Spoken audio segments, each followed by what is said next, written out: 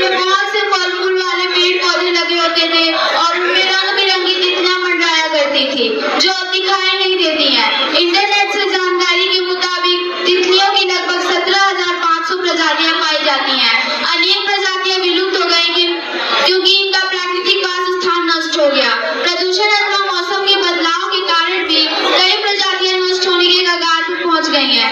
परियोजना हेतु हमारे द्वारा चुना गया शीर्षक है ग्राम बगरा में विशिष्ट परागणकर्ताओं का विशिष्ट फूलों के साथ संबंध का अध्ययन। शीर्षक चुनने का कारण मुझे यह जिज्ञासा हुई कि हमारे जो नेनुआ, लौकी, कद्दू के पौधे हैं उनमें लगे पीले रंग के फूल पर बड़ी तितलियां क्यों नहीं आती हैं, सिर्फ भूरे रंग के पतंगे ही क्यों बैठते हैं। हमारी परिकल्पना के अनुसार एक प्रकार के फूल पर कुछ विशेष प्रकार के कीट या तितलियां ही बैठते होंगे जो उनमें मौजूद कुछ विशेष रासायनिक पदार्थ एवं पराग कणों से आकर्षित होते होंगे। हमारा उद्देश्य यह पता लगाना था कि ग्राम बगरा में लोगों के घरों के बाहर लगे फूल वाले पौधे एवं उनके परागणकर्ता के बारे में आंकड़े एकत्र करना। दूसरा, विशिष्ट फूलों का विशिष्ट परागणकर्ताओं के साथ संबंध का आधार, फूल का रंग, गंध, आकार आदि का पता लगाना। तीसरा, फूलों में पाए जाने वाले मकरंद के रासायनिक अवयवों के बारे में जानकारी एकत्र करना। चौथा, परागणकर्ता के पारितंत्र के प्रति जागरूकता के संबंध में जानकारी एकत्र करना। हम अपने कार्य विधि को सर्वेक्षण एवं अवलोकन के द्वारा आगे बढ़ाएंगे।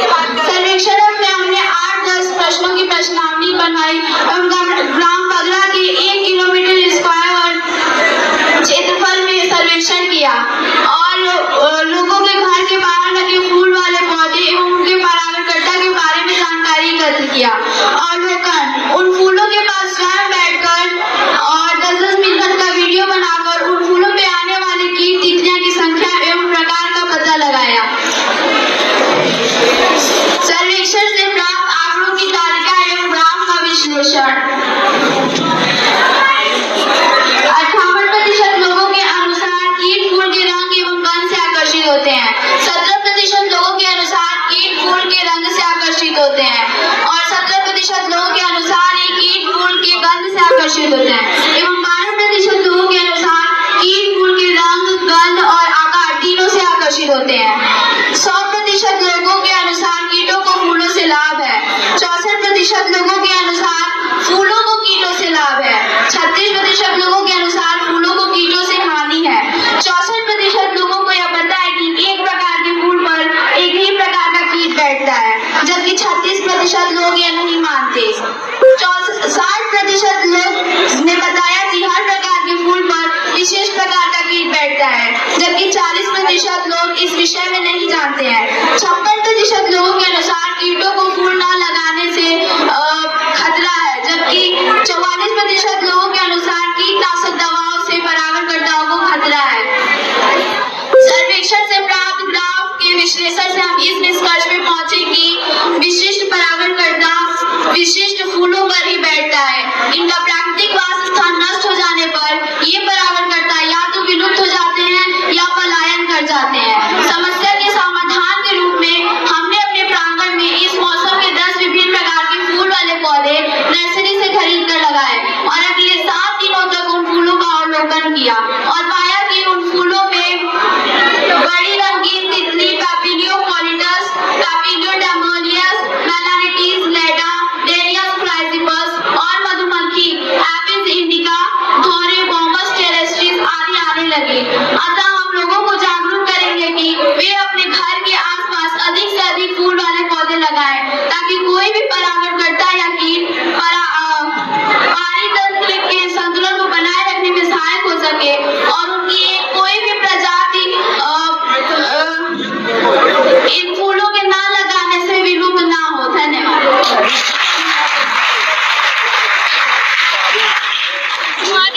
हमारे अध्ययन का शीर्षक है ग्राम बगरा में विशिष्ट परागणकर्ताओं का फूलों के साथ संबंध का अध्ययन, जो इस वर्ष के मुख्य विषय स्वास्थ्य एवं कल्याण के लिए पारितंत्र को समझना के अंतर्गत आने वाले पहले उपविषय पारितंत्र से संबंधित है।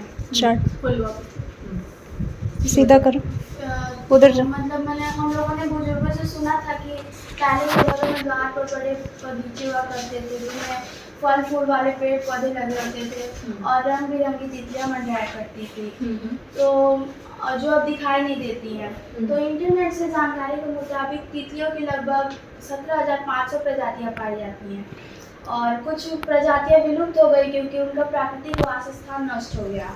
मौसम और प्रदूषण के बदलाव के कारण भी कई प्रजातियां विलुप्त होने का कगार पे पहुंच गई हैं। शीर्षक को चुनने का कारण ये था कि मतलब मेरे घर में नीनुआ, लौकी, कद्दू के पौधे हैं, उनमें लगे पीले रंग के फूल में बड़ी सुंदर तितलियां नहीं आती हैं, सिर्फ भूरे रंग के पतंगे ही बैठते हैं। तो हमारी गाइड टीचर ने बताया था कि विशेष प्रकार के फूल पर कुछ विशेष प्रकार के कीट ही बैठते हैं जो उनमें मौजूद रासायनिक पदार्थों से आकर्षित होते हैं। तो हमारा उद्देश्य यह पता लगाना था कि रामपगड़ा में जितने भी फूल वाले पौधे थे उनके नाम और उनके परागणकर्ताओं के नाम।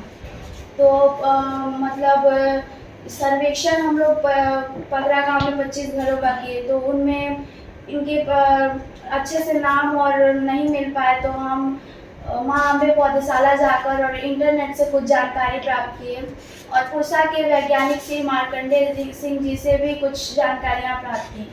तो हम लोगों को जागरूक करेंगे कि वो अधिक से अधिक फूल वाले पौधे लगाएं, क्योंकि जैसे अभी मैंने बताया कि विशेष प्रकार के फूल पर विशेष प्रकार के कीट ही बैठे हैं, तो अगर उन कीट को आकर्षित करने वाले फूल नहीं बैठेंगे तो वो फिर कीट न पलायन कर जाएंगे या विलुप्त हो जाएंगे, तो फिर फूल से फल नहीं बन पाएगा जो हमारे भोजन का अभिन्न हिस्सा होते हैं। तो इसलिए हम लोगों को जागरूक करेंगे कि वो अधिक से अधिक फूल वाले पौधे लगाएं अपने घर के आसपास। पारितंत्र आपका टॉपिक है, पारितंत्र डिस्टर्ब हो जाएगा, ठीक है। किसी भी हर व्यक्ति की एक दूसरे पर डिपेंडेंसी होती है, ठीक है। एक भी अगर उसमें कमी हो जाएगी तो घटक हमारा पूरा प्रभावित हो जाता है, ठीक है। तो उस पूरे जो हमारे पारितंत्र है उसमें पूरा अगर एक भी स्ट्रक्चर अपने जगह होता है तो पूरा पारितंत्र प्रभावित होता है। उससे तरह तरह का हो सकता है, कोई कीट विशेष कोई पक्षी उसको ही खाता हो, अगर वो कीट नहीं आएगा तो पक्षी नहीं खा सकता, ठीक है। बहुत सारी चीज़ें पारितंत्र को डिस्टर्ब करेंगे। अच्छा है, टॉपिक बहुत बढ़िया है, ठीक है, ठीक है।